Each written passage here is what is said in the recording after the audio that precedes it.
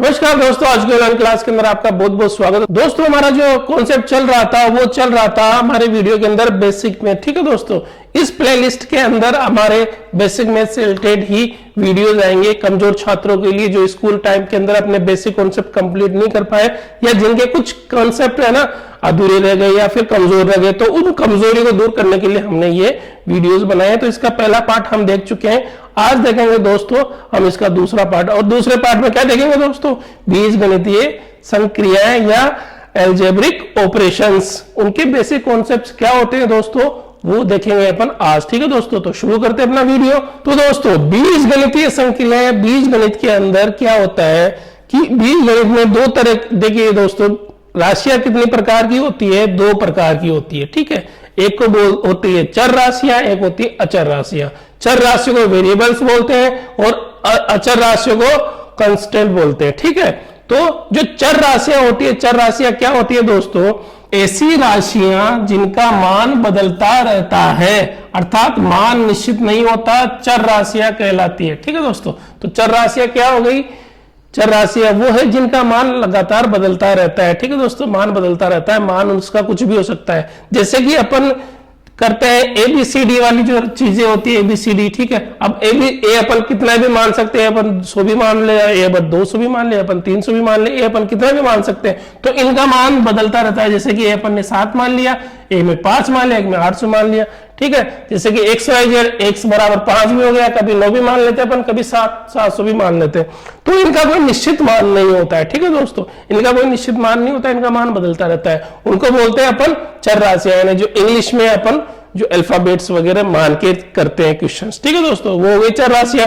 अचर राशियां कांस्टेंट, क्या मतलब? कांस्टेंट से मतलब कांस्टेंट है, उनका मान क्या है? निश्चित है, निश्चित है और उनका मान कभी नहीं बदलता। यानी कि देखिए, एक का मान हमेशा एक ही रहेगा, कभी नहीं बदलेगा। एक का मान 2 नहीं हो सकता कभी, 2 का मान 2 ही रहेगा, 3 का मान 3 ही रहेगा। तो अपनी जो प्राकृत संख्याएं हैं, ठीक है, जो अपनी प्राकृत संख्याएं हैं, वो सारी प्राकृत संख्याएं कौन सी राशियां हैं? अचर राशियां।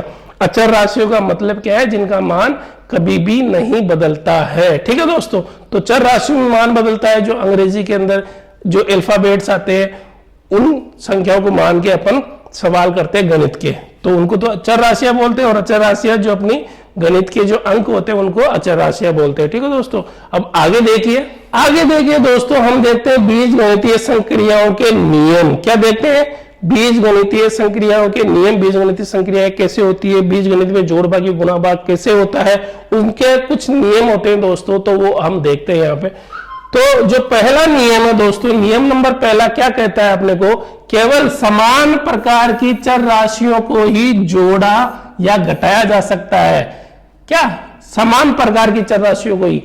चर राशियां क्या हो गई? ए बी सी डी, ठीक है, या फिर एक्स वाई जेड, ये चर राशियां हो गई। ठीक है दोस्तों, इन राशियों में क्या है, क्या होगा कि समान प्रकार की, यानी ए में अगर कोई जुड़ेगा ना तो ए वाला ही जुड़ेगा, बी में जुड़ेगा तो बी वाला ही जुड़ेगा, सी में अगर जोड़ा जाए तो सी वाला ही जुड़ेगा। यानी कि समान होनी चाहिए। ए में ए ही जुड़ सकता है, ए में ए ही घट सकता है, बी में बी ही जुड़ सकता है, बी में बी घट सकता है। ठीक है, तो इस तरीके से देखिए, ए में ए ही जुड़ सकता है और ये 2a हो जाता है। एक ए और एक ए मिलके हो गए 2a। ठीक है दोस्तों, तो इस तरीके से यहां पे देखिए, जैसे एक ए में एक ए जुड़ा तो 2a हो गया। कैसे? 8a, और जैसे कि एक ए में एक जुड़ा तो 2a हो गए, तो 4a और 5a मिलके कितने हो गए? 9a हो गए। 4 और 5a मिलके कितने हो गए? 9 हो गए। तो इस तरीके से जुड़ गए। अब देखिए, बाकी भी निकल सकते हैं कि 8a में से 3a बाकी निकाले तो 5a बचेंगे। ठीक है, 10a में से 5a बाकी निकाले तो 5a बचेंगे। तो समान प्रकार की जो चर राशियां है उन्हीं को ही अपन जोड़ या बाकी कर सकते हैं। ठीक है, लेकिन असमान प्रकार की चर राशियों का क्या होता है दोस्तों? ये असमान प्रकार की चर राशियों को कभी भी जोड़ा या घटाया नहीं जा सकता। असमान प्रकार की चर राशियों को नहीं जोड़ा घटाया जा सकता। ए में से कभी भी बी बाकी नहीं निकाली जा सकती, और बी में से कभी भी ए बाकी नहीं निकाली जा सकती। एक्स में से कभी वाई बाकी नहीं निकलेगा। ठीक है दोस्तों, बाकी नहीं निकलेगा, नहीं जुड़ेगा। ठीक है, अब कैसे? जैसे कि ए और बी को जोड़ा जाए तो वो ए प्लस बी ही कहलाएगा, ये ए बी नहीं होगा कभी। ठीक है दोस्तों, ए प्लस बी ही कहलाएगा, ये जुड़ेगा नहीं। जैसे कि 8 - 3a 3 है तो 8-3 भी है तो 8-3 भी ही कहलाएगा, कभी ये जुड़ेगा नहीं, कभी घटेगा नहीं आपस में। देखो ये भी नहीं जुड़ेगा कभी, जैसे ये भी नहीं घटेगा कभी, ठीक है दोस्तों।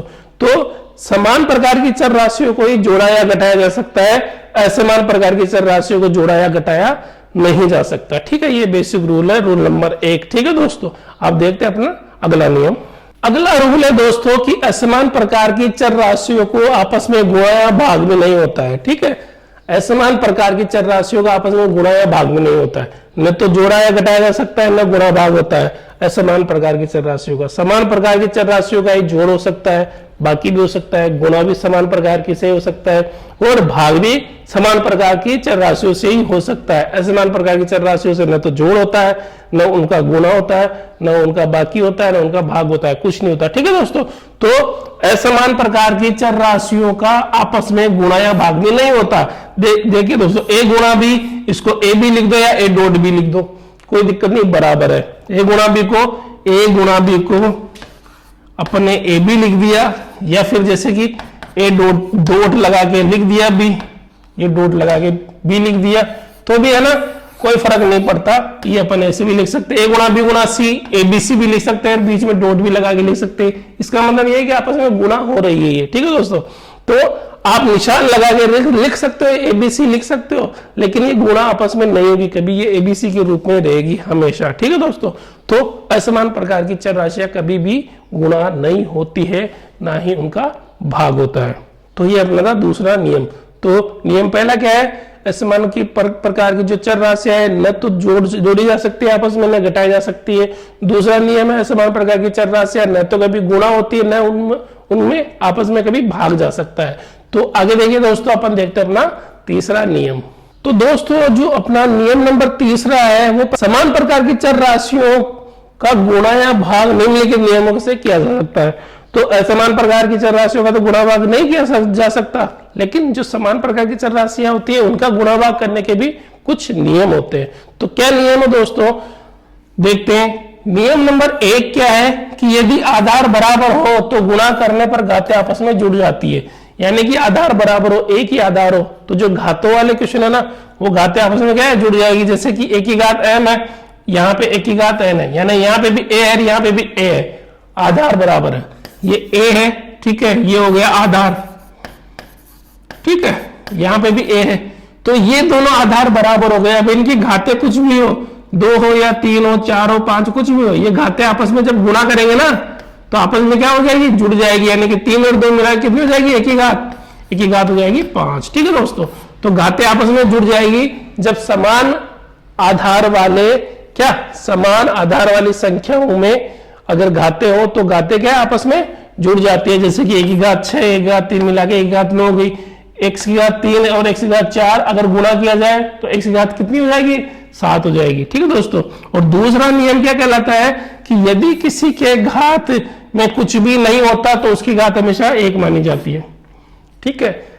अगर किसी की घात कुछ नहीं है तो उसकी घात हमेशा क्या होगी, 1 होगी। तो 1 की घात, उसकी घात 1 है, मतलब वो कोई भी संख्या की घात नहीं हो तो क्या मानेंगे अपन, 1 मान सकते हैं। जैसे कि 1 की घात 6, 1 की घात कुछ नहीं है यहाँ पे, तो यहाँ पे कुछ नहीं है मतलब यहाँ पे घात 1 है इसकी, समझ गए ना। तो 1 की घात 6 और 1 की घात 1 मिला के दोनों घातें जुड़ जाएंगी, 6 और 1 मिलके 7 हो जाएगी, ठीक है, जब गुणा होंगे। अब यहाँ पे भी देखिए, यहाँ पे x की घात 3 है, लेकिन यहाँ पे x की घात कुछ नहीं है, और कुछ नहीं का मतलब क्या है, x की घात क्या है, 1 है। तो x की घात 3 और 1 मिलके कितनी हो जाएगी, 4 हो जाएगी जब गुणा हो गया आपस में ये संख्या है, ठीक है दोस्तों। तो ये हो गया रूल नंबर 2। अब आगे देखिए दोस्तों, अगर भाग हो, घातें क्या होती है, अगर दोनों संख्याओं को, समान आधार वाली संख्या को भाग दिया जाए तो घातें आपस में क्या है, घट जाती है, बाकी निकल जाती है। जैसे कि 1 की घात x है, 1 की घात y है, तो अगर आगे रिजल्ट आएगा भाग देंगे ना तो 1 की घात क्या हो जाएगी, x माइनस वाई, यानी कि दोनों घातों का बाकी हो जाएगा। यहाँ देखिए दोस्तों, 1 की घात 9 है, 1 की घात 4 है, बराबर क्या हो गया, 1 की घात 5 हो गया, यानी 9 में से 4 घट गई, ठीक है दोस्तों, 9 में से 4 घट गई, इसलिए 5 आ गई। अब देखिए दोस्तों, ये सारे नियम थे, क्या थे, पहला नियम क्या है कि अगर गुणा हो समान आधार वाली संख्या, ठीक है, गुणा हो तो घातें आपस में जुड़ जाती है। और अगर किसी के घात नहीं लिखी हुई है संख्या में तो उसका मतलब क्या होता है, उसकी घात हमेशा 1 होती है। और तीसरा है कि घातें क्या है, जब भाग करते हैं तो घातें क्या है, आपस में घट जाती है। जब भाग करते हैं समान आधार वाली जो घातों वाली संख्याओं को अपन भाग करते हैं तो घातें आपस में क्या है, घट जाती है। ठीक है दोस्तों, तो ये थे अपने 3 नियम। तो पहला नियम, दूसरा नियम, तीसरा नियम। आगे देखिए दोस्तों अपन अगला नियम। आगे देखिए दोस्तों कि अगर इस तरीके का सवाल आ जाए, कोष्टक के अंदर भी घात हो और कोष्टक के बाहर भी घात हो, तो क्या होता है, जब अपन कोष्टक खोल लेंगे तो घातें आपस में क्या हो जाएगी, गुणा हो जाएगी। जैसे कि a की घात m और कोष्टक बंद है फिर n है, तो इस कोष्टक को हटाएंगे ना तो ये घातें आपस में गुणा हो जाएगी। ठीक है दोस्तों, तो जैसे कि a की घात 6 है और फिर कोष्टक लगा हुआ है फिर 3 है घात, तो इस कोष्टक को जब हटाएंगे अपन तो ये घातें 36 18 मतलब घातें क्या गुणा हो गई। यहाँ पे भी देखिए दोस्तों 2 2 2 ये तीनों आपस में गुणा हो जाएगी। जब ये कोष्टक हटेंगे दोनों के दोनों तो ये क्या हो जाएगी 8। ठीक है, तो एक की घात कितनी हो गई 8 हो गई। जैसे कि यहाँ 3 3 9 9 दूनी 18 हो गई। ठीक है दोस्तों, जब कोष्टक हटेगा तो घातें क्या आपस में गुणा हो जाती है।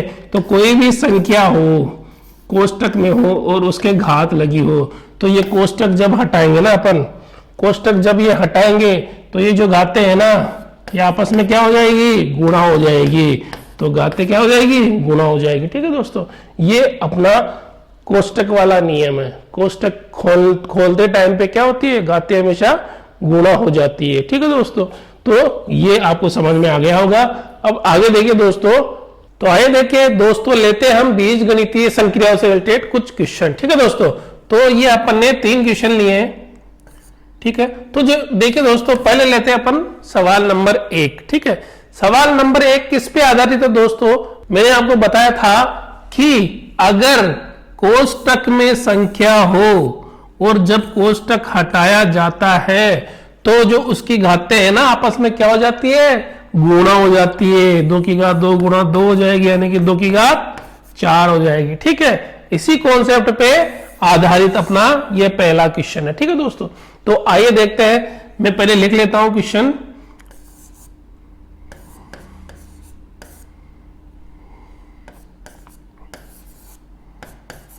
ठीक है दोस्तों, अब इसमें देखिए आप इस क्वेश्चन में क्या हो रहा है। इस क्वेश्चन में क्या हो रहा है दोस्तों, सबसे पहले तो देखिए 2 है कोष्टक, कोष्टक कौन से है, 2 है। ठीक है दोस्तों, तो जब मैं ये कोष्टक हटाऊंगा, ठीक है, ये कोष्टक हटाऊंगा, ठीक है, इस कोष्टक को हटाने के बाद में ये दोनों घातें क्या हो जाएगी दोस्तों, आपस में क्या हो जाएगी, गुणा हो जाएगी। देखिए दोस्तों, मैं कोष्टक हटाता हूं, -2 हो गए, तो ये -2 और -2 घातें हैं ना, -2 गुणा -2 ऐसे हो जाएगी। ठीक है दोस्तों, अब ये ऐसे हो गई। अब मैंने आपको बताया है कि माइनस और माइनस कभी गुणा होते हैं, माइनस और माइनस की संख्या गुणा होती है, तो रिजल्ट में कौन सी संख्या आती है, प्लस वाली संख्या आती है। ठीक है दोस्तों, जो बेसिक में मैंने बताया माइनस और माइनस की संख्या जब गुणा होती है तो क्या जाता है, रिजल्ट वाली संख्या में प्लस आ जाता है। तो देखिए दोस्तों, यहाँ पे क्या होगा, -2 की घात कितनी हो जाएगी, 2 और 2 को गुणा करोगे तो कितना आ जाएगा, 4 आ जाएगा। लेकिन 4 किसका आएगा दोस्तों, प्लस का आएगा। 4 किसका आएगा, प्लस का आएगा। अब इसका विस्तार कर लो दोस्तों, 2 की घात -2 की घात 4 का मतलब क्या है, -2 गुणा -2 गुणा -2 गुणा -2। ठीक है, यानी कि ये 4 बार गुणा हो रहा है -2 आपस में। ठीक है दोस्तों, तो अब देखिए, अब मैंने एक और बेसिक चीज आपको बताई थी, अगर माइनस की संख्या, माइनस अगर समबार गुणा हो रहा है तो रिजल्ट में क्या आएगा, जो रिजल्ट आएगा उसमें क्या आएगा आंसर, वो आएगा प्लस वाला। ठीक है, अगर माइनस समबार गुणा हो रहा है तो आएगा जो रिजल्ट आएगा अपना वो आएगा प्लस वाला। तो गुणा कर लो, 2 दूनी 4, 4 दूनी 8, 8 दूनी 16, तो आंसर आया अपना 16। ठीक है, आंसर आया 16। और माइनस यहां नहीं लगेगा क्योंकि यहां माइनस क्या है, सम बार गुणा हो रहा है। तो सम बार अगर माइनस गुणा हो रहा है तो मैंने बताया आपको जो संख्या आएगी वो प्लस वाली आएगी। तो इस तरीके से ये अपना पहला सवाल हल होता है। ठीक है दोस्तों, अब देखते हैं अपन ये जो दूसरा सवाल है उसको हल करके देखते हैं। तो जो दूसरा सवाल है दोस्तों अपना क्या कह रहा है, ये तो हो गया पहला सवाल। तो दूसरा सवाल अपने क्या कह रहा है दोस्तों कि 2 की घात 15, 2 की घात 50 का 2 गुना कितना होगा। 2 की घात 50 का 2 गुना क्या है क्वेश्चन, 2 की घात दिए हुई है 50, ये बोल रहा है इसका 2 गुना, यानी कि 2 गुना मतलब ये, ठीक है। 2 की घात 50 का 2 गुना कितना होगा, ठीक है। तो 2 की घात 50 को 2 से गुणा कर दो। अब मैंने आपको यह बताया है कि अगर किसी की संख्या की कोई घात नहीं होती है तो उसकी घात हमेशा क्या होती है, 1 होती है, ठीक है दोस्तों। उसकी घात क्या होती है, 1 होती है। और आपको यह भी बेसिक बताया था कि अगर घातों वाली दो संख्याएं गुणा होती है तो घातें आपस में क्या होती है, जुड़ जाती है। घातें आपस में क्या होती है, जुड़ जाती है। तो घातें आपस में जुड़ जाएगी, 50 और 1 कितनी हो जाएगी, 51 हो जाएगी, यानी कि 2 की घात कितनी हो जाएगी, 51 हो जाएगी। और यही क्या होगा, आंसर होगा। समझ में आ गया दोस्तों। तो ये क्वेश्चन है 2 की घात 50 का 2 गुना, तो 2 से गुणा कर दिया। अब 2 की कोई घात नहीं थी, यानी कि घात होगी 1।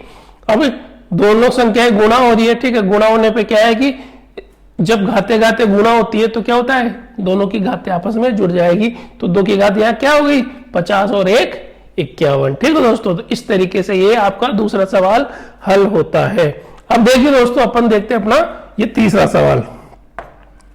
तो तीसरे सवाल में क्या बोला जा रहा है दोस्तों, जो तीसरा सवाल है वो देखिए, 4 की घात 25 का 8 गुना, कितना गुना, 8 गुना कितना होगा। तो अब देखिए दोस्तों, हम इसको कैसे कन्वर्ट करते हैं। तो इसको देखिए दोस्तों, मैं 4 को इस तरीके से लिख दूं, 2 की घात 2, ठीक है, 2 की घात 2 लिख सकता हूं 4 को।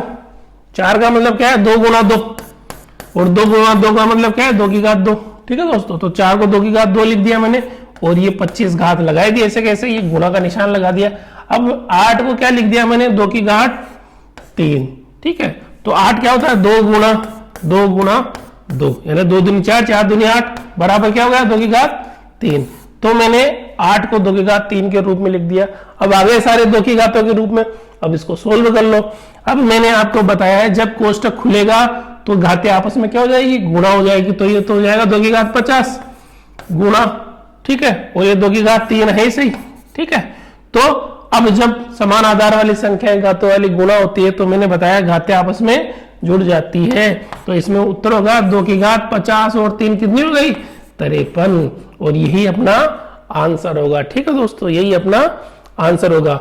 इस तरीके से ये वाला क्वेश्चन भी अपना सोल्व होता है, ठीक है दोस्तों। तो अब देखते हैं अपन आगे क्या है। आगे का जो नियम है दोस्तों, नियम नंबर 4, वो क्या बोल रहा है। तो नियम नंबर 4 अपने को बोल रहा है दोस्तों कि असमान घात वाले समान प्रकार के चर राशियों को जोड़ा या घटाया नहीं जा सकता, ठीक है। देखो, आधार समान हो, क्या आधार अगर समान हो लेकिन घाते अलग अलग हो, आधार समान है, जैसे कि इसका आधार ए, इसका आधार है ए है, लेकिन घाते अलग है, इसके 3 है, इसकी 3 है, इसकी 6 है, इसकी 3 है, घाते अलग अलग है। अगर घाते अलग अलग हो तो जोड़ा या घटाया नहीं जा सकता, ठीक है। ये असमान घाते हो, आधार समान हो तो भी इन जो चर राशियों को जोड़ा या घटाया नहीं जा सकता, ये राशियां जुड़ेगी या घटेगी नहीं, ठीक है दोस्तों। अगर आधार बराबर हो और घाते भी बराबर हो ना, 1 की घात 3 और 1 की घात 3 है, ठीक है, तो ये 2 1 की घात 3 बन जाएगी। तो 2 1 की घात 3, 1 1 2, ठीक है, 2 1 की घात 3 ये बन जाएगी। अगर समान आधार हो और क्या घात भी समान हो तो ही जुड़ेगी घटेगी, लेकिन अगर घातें समान नहीं होंगी ना तो जुड़ेगी घटेगी नहीं, ठीक है दोस्तों। जोड़ना घटाना नहीं होगा, गुणा भाग तो हो सकता है लेकिन जोड़ना घटाना नहीं हो सकता। गुणा भाग में मैंने बता दिया, जैसे कि 1 की घात 3 गुणा 1 की घात 6 होगी। तो अगर दोनों की घातें क्या है कि घाते वाले क्या हो जाती है, घातें जुड़ जाती है, तो 1 की घात क्या हो जाती है, 6 और 3 9, ठीक है। भाग में भी बताया घातें क्या हो जाएगी, 1 की घात 6 में भाग दिया अपन 1 की घात 3 का, तो घातें यहाँ पे हो जाएगी माइनस, तो यहाँ आ जाएगी 1 की घात 3, ठीक है। ठीक है दोस्तों, तो ये थी आज की क्लास, ये कंप्लीट होती है, ठीक है दोस्तों। और अब अपन कल जो देखेंगे, कल देखेंगे दोस्तों भिन्न या फ्रैक्शंस, ठीक है। भिन्न या फ्रैक्शंस के जो बेसिक कॉन्सेप्ट होते हैं मैथ के, वो अपन देखेंगे कल, ठीक है दोस्तों। तो आज के लिए बस इतना ही, बाय।